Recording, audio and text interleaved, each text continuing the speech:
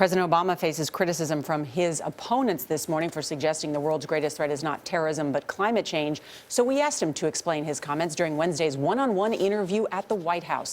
It is his first interview since returning from the Paris climate talks.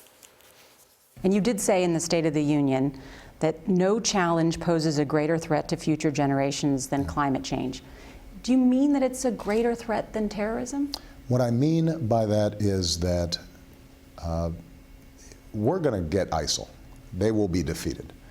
There will be ongoing efforts to disrupt the world order from terrorists, from rogue states, from cyber attacks. There's always some bad people out there trying to do bad things, and we have to be vigilant in going after them.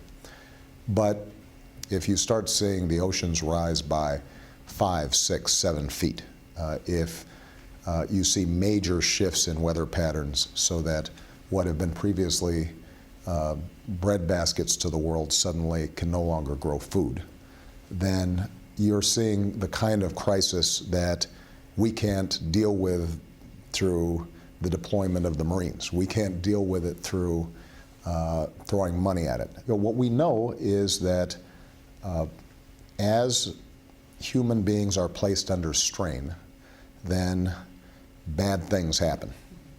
And if you look at world history, whenever people are desperate, when people start lacking food, when people are not able to make a living or take care of their families, that's when ideologies arise that are dangerous. Donald Trump, who is the front runner on the Republican side, said your remarks were one of the dumbest statements I've ever heard in politics. Yeah.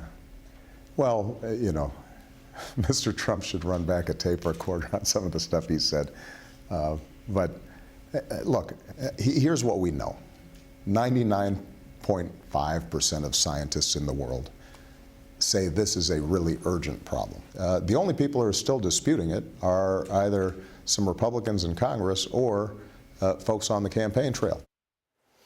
You know, this is part of the debate because the president has a view there along with 190 world leaders. The Republican Party is debating a different view, and I think it's going to continue to play itself out in this campaign. Yeah. I thought that was an interesting analogy he made because so many people do not believe that this is a crisis that all the experts say that it is. Yeah, our polling suggests, however, though, that almost 2/3 do believe that climate change deserves action.